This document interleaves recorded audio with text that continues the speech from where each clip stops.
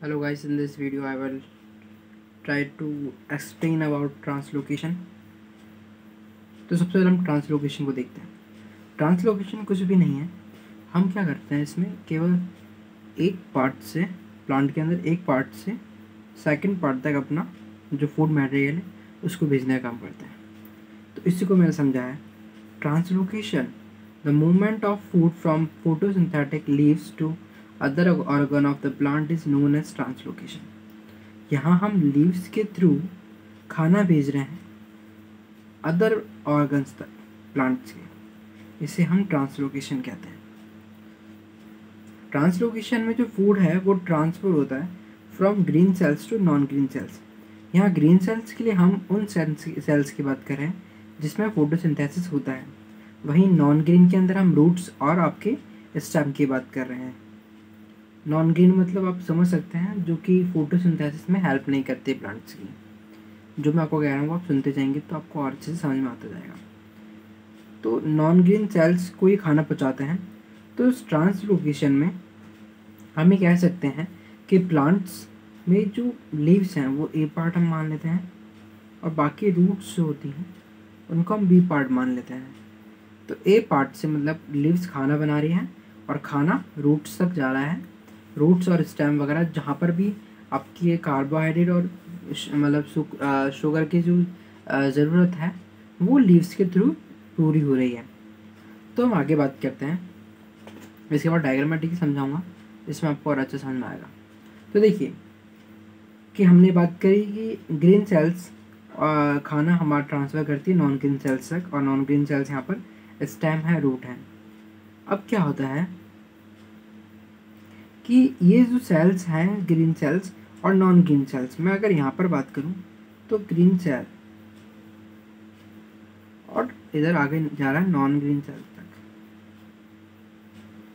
तो green cells non green cell तक जब खाना जाएगा तो किसके थ्रू जाएगा? वो जाएगा सीड ट्यूब के थ्रू। आपने एक बात सुनी होगी, फ्लोएम नाम सुना होगा, फ्लोएम। तो फ्लोएम खाना आपका खाना कहाँ पहुँचा रहा है? ट्रांसलोकेट कर रहा है खाना from one region to another region, मतलब कि वो लीव्स के थ्रू कहाँ भेज रहा है खाना? आपका खाना भेज रहा है वो स्टेम और रूट तक। अब इस डायग्राम में आपको और अच्छे से समझा देता हूँ मैं।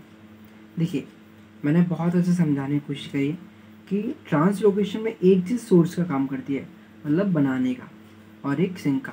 जैसे कि आपकी मम्मी खाना कहाँ से बन रहा है? खाना मम्मी किचन में बनाती है, और फिर वो सर्व कहाँ तक हो रहा है? पूरे परिवार में सर्व हो रहा है, पापा को भी खाना मिल रहा है, मम्मी दीदी मतलब दीदी वगैरह भैया वगैरह सब खाना खा रहे हैं। तो आप ये समझ लीजिए कि सोर्स लीव्स फोटोसिंथेसिस करती हैं, तो वो सोर्स का काम कर रही है। यहाँ पर जो लीव्स हैं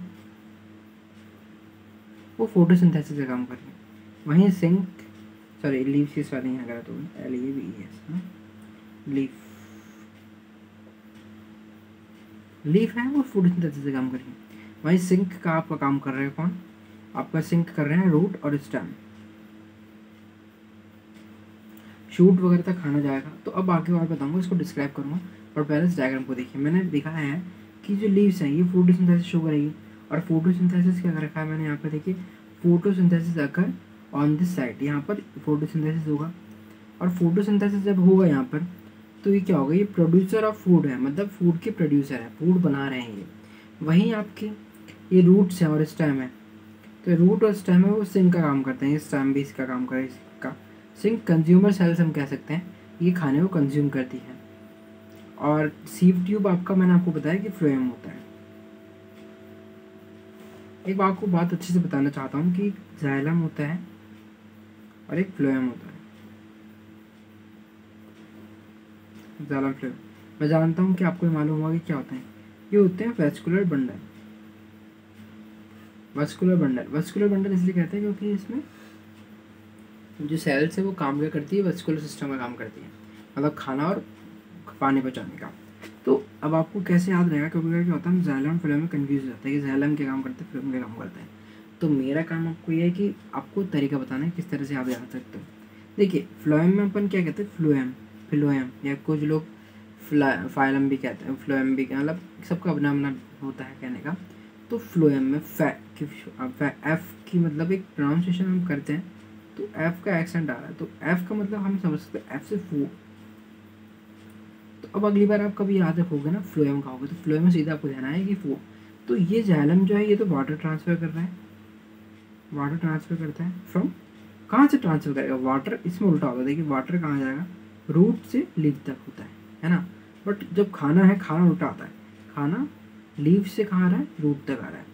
मुझे आशा करता हूँ समझ में आ चुका होगा ये बात। अभी क्वेश्चन है जो कि 10 नंबर पे भी आ सकता है आपको क्वेश्चन। तो इस क्वेश्चन में सिंपल से क्वेश्चन आता है कि जो ट्रांसलोकेशन हमने बताया कि भाई हम खाने को एक जगह से दूसरी जगह पहुंचा रहे हैं, तो वो कौन कौन सी थ्योरीज जो दे रखी है उन थ्योरी को समझाइए। तो हमने सिंपली हमने क्या करा है, हमने थ्योरीज को मेनली 4 में डिवाइड कर रखा है। 4 मेन थ्योरी है जिसमें मैं आपको थोड़ा थोड़ा थ्योरी के बारे में बता देता हूँ। तो पहली है प्रोटोप्लाज्मिक स्ट्रीमिंग हाइपोथेसिस, इसे हम कहते हैं PSH। प्रोटोप्लाज्म में क्या होता है, प्रोटोप्लाज्म जो होता है ना वो एक तरह से रोटेट कर, मतलब साइटोप्लाज्म होता है ना सेल्स में, वो रोटेट करता है जिसके थ्रू वन सीव ट्यूब से अनदर सीव ट्यूब, मतलब एक सीव ट्यूब है, प्लांट में बहुत सारी सीव ट्यूब होगी ना, फ्लोएम के अंदर मतलब बहुत सारे सीव ट्यूब से मिलकर बना होता है ना फ्लोएम। तो वन सीव ट्यूब से अनदर सीव ट्यूब पे साइटोप्लाज्म के थ्रू ट्रांसफर होता है चीज़ों का। तो प्रोटोप्लाज्म स्ट्रीमिंग हाइपोथेसिस के अंदर आपके प्रोटोप्लाज्म के थ्रू आपका खाने का ट्रांसफर होता है। वहीं यहाँ पर कॉन्ट्रैक्टाइल प्रोटीन हाइपोथेसिस का भी है, जिसमें आपको प्रोटीन को कॉन्ट्रैक्टाइल किया जाता है, कॉन्ट्रैक्ट किया जाता है, कॉन्ट्रैक्शन होता है। इसके बाद मास फ्लो हाइपोथेसिस है, इसमें एक संग चीज़ें आ रही है ना, और सोर्सिंग हाइपोथेसिस है। तो अभी मैंने स्टार्टिंग में आपको सोर्स और सिंक का नाम बताया था कि कैसे लीफ सोर्स का काम कर रही थी और सिंक का काम कर रही है। तो अगर आप इन चारों में से पढ़ना चाहोगे तो मेन जो है, अगर आपको एग्जाम में पूछ रहा है कि मोस्ट इम्पॉर्टेंट और एडवांस जो है उनमें से इन चारों में से कौन सी है, तो सिंपल सा नाम आएगा सोर्स सिंक हाइपोथेसिस। ये इसलिए इम्पॉर्टेंट है क्योंकि जो इसके जो मेथड है वो बिल्कुल परफेक्ट है। इसमें जो सोर्स है वो फूड बना रहा है और वो सिंक तक पहुंचा रहा है। अब आप बोलोगे प्रोटोप्लाज्मिक स्ट्रीमिंग क्यों सही नहीं है। प्रोटोप्लाज्मिक में अंदर रीज़न ये है कि इसको पहले माना जा रहा था कि अच्छी है और ये थ्योरी सही है, पर माना बाद में गया कि जो सीव ट्यूब होती है, यंगर सीव ट्यूब, उसमें साइटोप्लाज्म जो है,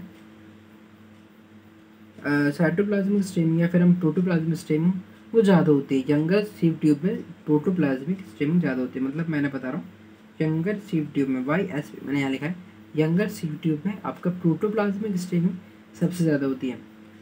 परंतु सीव ट्यूब तो हमेशा एडल्ट आपको मिलेगी ज़्यादातर, तो मेजॉरिटी में आपको यंगर की जगह आपको मेजॉरिटी में मिलेगी एडल्ट सीव ट्यूब। तो एडल्ट सीव ट्यूब में प्रोटोप्लाज्मिक स्ट्रीमिंग कम होगी, तो इसलिए इस थ्योरी को एक तरह से हम मतलब बाद में हटा दिया गया, मतलब माना नहीं गया। तो हम सोर्सिंग हाइपोथेसिस की बात करते हैं कि इसमें होता क्या है। तो आइए शुरू करते हैं।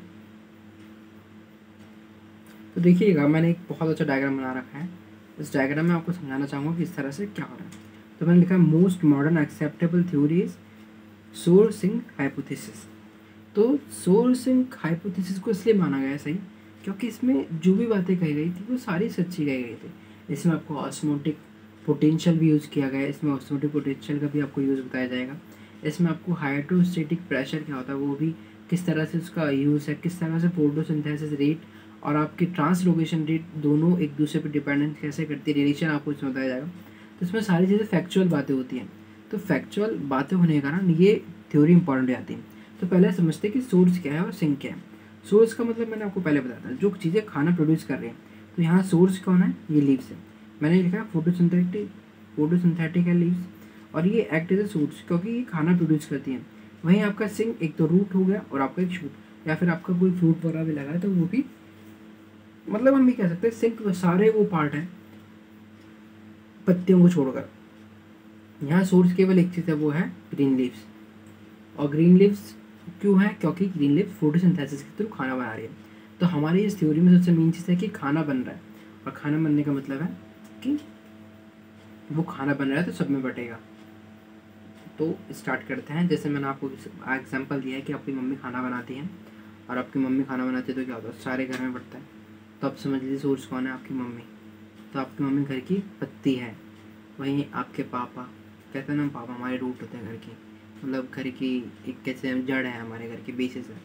तो पापा को खाना मिलता है, आपके भाई अगर आपका है तो वो आपका क्या होता है, एक होता है ना तना होता है घर का स्टैम है, आपकी बहन है वो फ्रूट है घर की या फ्लावर है तो उनको भी खाना मिल रहा है। तो ये सॉरी फ्रूट को तो आप कहोगे कि सर फ्रूट में तो स्पेशली अंदर से एंडोस्पर्म होता है, तो वो बात थोड़ी अलग हो जाती है। लेकिन मैं कह रहा हूँ कि सारी चीज़ों में जो भी काम करना होता है उसमें खाने की ज़रूरत होती है। तो खाना किसके द्वारा पहुँचा रहे हैं, हम लीव्स के द्वारा पहुँचा रहे हैं। तो अब मैं आगे बताता हूँ कि इसके अंदर सोर्सिंग थ्योरी में क्या क्या है और किस तरह से थ्योरी की क्या क्या हाइपोथेसिस मानी गई है। इन दिस मेथड या फिर in this theory photosynthesis leaves are act as source. मैंने आपको बहुत अच्छे से बता दिया। ये पॉइंट ऐसा है कि जो आप अगर उतार लेंगे तो आपके नोट्स बहुत अच्छे से बन जाएंगे। तो नोट्स के लिए आपको फिर इधर उधर भटकना नहीं पड़ेगा, ठीक है ना। तो नोट्स के लिए आप ये पॉइंट्स उतार लीजिए। तो पहला है कि इस थ्योरी में photosynthetic leaves are act as a source. हम क्या कह रहे हैं कि यहाँ पर जो लीव्स हैं वो सोर्स के रूप में काम कर रही हैं। वहीं सेकंड चीज़ इसमें मैंने बताई है कि जो अदर ऑर्गन है प्लांट्स की, अदर ऑर्गन्स वो एक्ट कर रहे हैं किसी तरह, सिंक की तरह, जिसमें रूट और शूट आ रहा है। वहीं आपकी अब इसमें एक मेन चीज़ लाइन आ रही है जो आपको बहुत अच्छे से ध्यान देनी है कि क्या होता है, सब पत्तियों को काम डिवाइड कर रखा है कि अगर आपकी पत्तियाँ अगर सबसे ऊपर हैं तो वो किसको खाना पहुँचाएगी, कौन सी पत्ती अगर नीचे है तो वो किसको पहुँचाएगी, और जो सबसे नीचे होती है मतलब एक तो बीच में होती है कि नीचे होती है। तो आपका एक तो ऊपर साइड वाली पत्तियाँ, एक जैसे कि पेड़ है, ये पेड़ आप इधर मान लीजिए, ये पेड़ है, पेड़ में सबसे ऊपर वाली पत्ती ए नंबर वाली पत्तियाँ किसको खाना पहुँचाएगी, बी नंबर की मिडिल वाली पत्तियाँ किसको बचाएगी, और सी नंबर की सबसे लोअर जो रूट की साइड है वो किसको खाना पहुँचाएगी। तो उसको मैंने यहाँ पर मेंशन करा कि अगर अपर लीव्स हैं तो वो प्रोवाइड करेगी कार्बोहाइड्रेट और food to the shoot apex, मतलब सबसे ऊपर की जो होती है ना आपकी प्लांट के सबसे ऊपर के हिस्से को आपके किसके ऊपरी हिस्से को खाना पहुँचाएगी। वहीं आपके लोअर लीव्स हैं, लोअर लीव्स हैं उनको क्या करेगी, लोअर लीव्स आपकी रूट को खाना पहुँचाएगी, किसको, जड़ों को, है ना। और मिडिल लीव्स एक तरह से हम कह सकते हैं बीज का काम करेगी। तो ये बोथ दोनों को खाना पहुँचाएगी। मिडिल लीव्स किसको खाना पहुँचा रही है, दोनों को। अब बात करते हैं translocation of food from sinks take place by sieve tubes. तो मैंने आपको बताया था कि मैंने सारी बातें आपको पहले ही कॉमनली एक तरह से इंट्रोडक्शन में बता दी थी कि ट्रांसलोकेशन जो हो रहा है फूड का वो सीव ट्यूब की थ्रू मदद से, मतलब सीव ट्यूब की मदद से होता है। सीव ट्यूब किस में प्रेजेंट होती है, फ्लोएम में, और फ्लोएम में एफ आ रहा तो मतलब फ्लोएम का काम क्या है, फूड का। मैं समझ सकता हूँ कि आपको मेरी बात समझ में आ रही होगी अच्छे से और इजी लग रहा होगा टॉपिक। इसके बाद देखिए कि sieve tubes connection are on the both side of stems. तो सीव ट्यूब्स हैं वो आपके, जैसे कि मैं बता रहा हूँ आपको, बात करता हूँ कि आपको ये दिख रहा होगा, मेरा हाथ दिख रहा है अच्छे से, ये आपका पेड़ की फर्स्ट ब्रांच है और सेकंड ब्रांच है, ठीक है।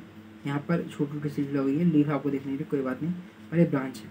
तब क्या होगा, ब्रांच इधर भी जा रही है, इधर भी जा रही है, और इसमें से क्या होगा, इनमें से सीव ट्यूब भी निकलेगी। ये पेड़ के आप दो ब्रांच समझ लीजिए, इसमें से सीव ट्यूब निकलेगी, इसमें से भी सीव ट्यूब निकल रही है, बह रही है, मतलब फिर नीचे तक जा रही है, बेसिक्स तक, मतलब रूट्स तक जा रही है ना। ये प्लांट्स की दो है। अब क्या होगा कि सीव ट्यूब्स यहाँ से, यहाँ कोई पत्ती लगी हुई है, उसने खाना बनाया, तो सीव ट्यूब के थ्रू अंदर से जा रहा है खाना, और खाना जा रहा है तो वो क्या होगा, इसको भी देगा खाना। अगर जैसे कोई पत्ती कहेगा कि होता है यहाँ पर खाना नहीं बना पा रही है, क्योंकि यहाँ पर अगर शुगर का मतलब प्लांट अगर जैसे कि कुछ प्रॉब्लम के कारण नहीं बना पा रही खाना, यहाँ की पत्तियाँ मुरझा चुकी है, तो ये यहाँ का खाना यहाँ भी जाएगा सीव ट्यूब की थ्रू। तो मैंने ये बात समझाने की कोशिश करी है कि sieve tube connection are on the both side of the stem, the leaves on one side may be more efficient at exporting sugar और another side is sinks consuming sugar. तो एक साइड में शायद तक एक्सपोर्ट हो रही sugar का, कि दो मैंने आपको ब्रांच बताई, तो एक जगह एक्सपोर्ट हो रहा है और दूसरी जगह सिंक कंज्यूमर की तरह काम में ले रहे हैं, मतलब एक जगह कंज्यूम कर रहे हैं और एक जगह आपका एक्सपोर्ट कर रहे हैं।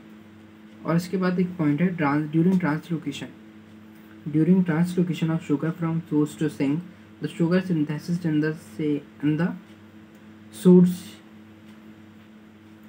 ट्रांसलोकेशन के दौरान sugar from the source to sink, during translocation of sugar from source to sink. अच्छा, इसमें क्या गया है कि जब ट्रांसलोकेशन होगा तो शुगर जो है वो कहाँ सिंथेसिस हो रही है, सोर्स में बन रही है, और वो किसमें, सीव ट्यूब के द्वारा मूव होगी कहाँ तक, सिंक के अंदर। तो आप सिंपली समझ सकते हैं कि सोर्स है आपका ये, मेरे अच्छा समझ में आ रहा होगा आपको, मैं कोशिश करता हूँ। सूट्स हैं, सूट्स से सीव ट्यूब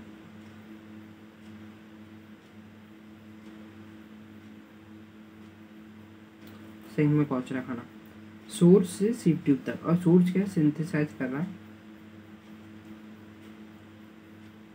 शुगर का, और ये क्या कर रहे हैं, ये कंज्यूम कर रहे हैं। सीधी सी बात समझ में आ गया आपको, बहुत ईजी था। अब इसके बाद आपको कुछ और इसकी है वो आपको और बता देता हूँ। At source and the sugar is absorbed, either it actively converted into cell constituent which may be little affect the osmotic pressure। कि सोर्स एंड है sugar is absorb either it actively converted into cell constituent. कहते हैं जो sugar जो absorb हो रहा है sink के अंदर, सिंक मतलब आपके रूट और स्टेम में, तो या तो वो कंस्टिट्यूएंट बना लेगा, सेल कंस्टिट्यूएंट है ना, सेल के मतलब सेल के पार्ट्स बना लेगा, और या फिर ये which may be little affect the osmotic pressure. तो जब वो सेल्स के पार्ट बनेंगे ना, तो वो ऑस्मोटिक प्रेशर को एक तरह से कह सकते हैं, ऑस्मोटिक प्रेशर है या फिर ऑस्मोटिक प्रेशर कह सकते हैं, ऑस्मोटिक पोटेंशियल कह सकते हैं, उसको अफेक्ट करेगा। क्योंकि ऑस्मोटिक प्रेशर का मतलब यहाँ पर ऐसा होता है कि आपका जो प्रेशर लग रहा है सेल वॉल के थ्रू आपके अंदर के पार्टिकल्स पर, उससे हम ऑस्मोटिक प्रेशर कहते हैं। तो इसमें क्या होता है कि आपका जब सिंक में आपका सोर्स की तरफ जो शुगर आ रही है, सोर्स से शुगर जो आ रही है कहाँ, सिंक में, तो सिंक क्या कर रहा है, सिंक कर रहा है कि जो उसके सेल्स हैं उसके पार्ट्स बना रहा है, कंस्टिट्यूएंट कर रहा है ना, it convert into cell constituents which, और फिर इससे क्या होगा, ये इफेक्ट कहाँ पड़ रहा है, इफेक्ट पड़ता है आपके ऑस्मोटिक प्रेशर पे। इसके बाद है कि loading of sugar on the sieve tube of flame, जब आपके सीव ट्यूब में जो शुगर डल रही है at source end their conversion at sink end establish on osmotic potential and hydrostatic pressure.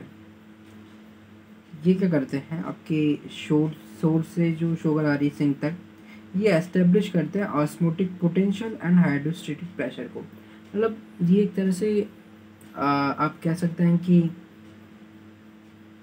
ये एक तो नींव रखा है ऑस्मोटिक पोटेंशियल की और हाइड्रोस्टेटिक प्रेशर की, कि किस तरह से सब डिपेंडेंसी इनके ऊपर हो जाती है कभी कभी, कि अगर शुगर ज़्यादा आ रही है तो ऑस्मोटिक प्रेशर किस तरह से बढ़ेगा या कम होगा, ये चीज़ आपको होती है। अब एक बात आप नोटिस कीजिएगा कि द ग्रेडियंट ऑफ, देखिए एक सेकंड मैं आपको और अच्छे से बताता हूँ, थोड़ा सा और है, केवल 2 मिनट का वीडियो होने वाली है। This gradient potential difference cause movement of water and sugar from source to sink. तो जो ये मतलब ऑस्मोटिक प्रेशर आपके पोटेंशियल में चेंजेस आ रहे थे, आपके हाइड्रोस्टेटिक प्रेशर में चेंजेस आ रहे थे, तो इससे क्या होता है, एक तरह से आपका पोटेंशियल डिफरेंस कन्वर्ट हो जाता है कि भाई ऑस्मोटिक प्रेशर एक जगह जाता है और एक जगह कम है। तो इससे क्या होता है, आपके ये जो शुगर हो रही है transfer from source to sink, इसमें बहुत मदद मिलती है। इसमें यही मतलब मेन कारण अगर पूछा जाए कि सोर्स से जो खाना है वो सिंक तक कैसे पहुँच रहा है, वो ऑस्मोटिक पोटेंशियल और आपके हाइड्रोस्टेटिक प्रेशर के थ्रू पहुँच रहा है। तो हम एक बात यहाँ से हमको मिलेगी कि rate of photosynthesis in source cell cause increase in rate of translocation. अगर खाना ज़्यादा बनेगा तो क्या होगा, सिंक तक खाना भी ज़्यादा पहुँचेगा। तो एक तरह से खाना पहुँचना और खाना बनना किस पर डिपेंड कर रहा है, आपका खाना बनने पर। अगर खाना बनेगा तभी पहुँचेगा, और अगर खाना बनेगा ही नहीं तो वो पहुँचेगा कैसे। जैसे कि हमारी मम्मी ने खाना बनाया ही नहीं, तो हमारे पापा के पास खाना कैसे आएगा। तो इसलिए पापा का खाना और मम्मी का खाना बनाना दोनों डायरेक्टली प्रोपोर्शनल। मैंने इसके अंदर एक इक्वेशन दी है कि rate of translocation is directly proportional to rate of photosynthesis. इसके बाद sink cell utilise sugar efficiently from sieve tube that maintain difference in hydrostatic pressure. Sink cell जो होती है वो शुगर की एफिशिएंसी को सिंक सेल्स जो होती है यूटिलाइज शुगर एफिशिएंटली, जो शुगर है वो सिंक सेल एकदम से कंज्यूम कर लेती है बहुत अच्छे से, जिससे कि आपका हाइड्रोस्टेटिक प्रेशर है वो मेंटेन हो जाता है। क्योंकि मैंने आपको बताया था कि ऑस्मोटिक सेकंड थोड़ा एक सेकंड ट्रेन निकल जाए, तो ऑस्मोटिक प्रेशर और हाइड्रोस्टेटिक प्रेशर जब चेंज होता है उनमें ना, तभी क्या होता है, आपका शुगर का जो है ट्रांसलोकेशन हो रहा होता है। अब जब ट्रांसलोकेशन हो जाता है, मतलब शुगर कंज्यूम हो गई सिंक के थ्रू, तो क्या होगा, आपका जो हाइड्रोस्टेटिक जो प्रेशर था वो पहले चेंज हो गया था, वो वापस मेंटेन हो जाएगा जो पहले था। इसके बाद लास्ट पॉइंट है कि if in case sink cells are unable to utilise. कुछ केस होता है कि जब आपकी जो पत्ती है वो खाना बना रही है लेकिन आपकी रूट तक खाना नहीं पहुंच पा रहा, या फिर सिंक सेल यूटिलाइज नहीं कर पा रही किसी और रीज़न से भी, तो ये फोटोसिंथेसिस की रेट को भी थोड़ा सा अफेक्ट करता है। क्योंकि जब पापा अगर खाना ही नहीं खाएंगे तो मम्मी खाना क्यों बनाएंगी।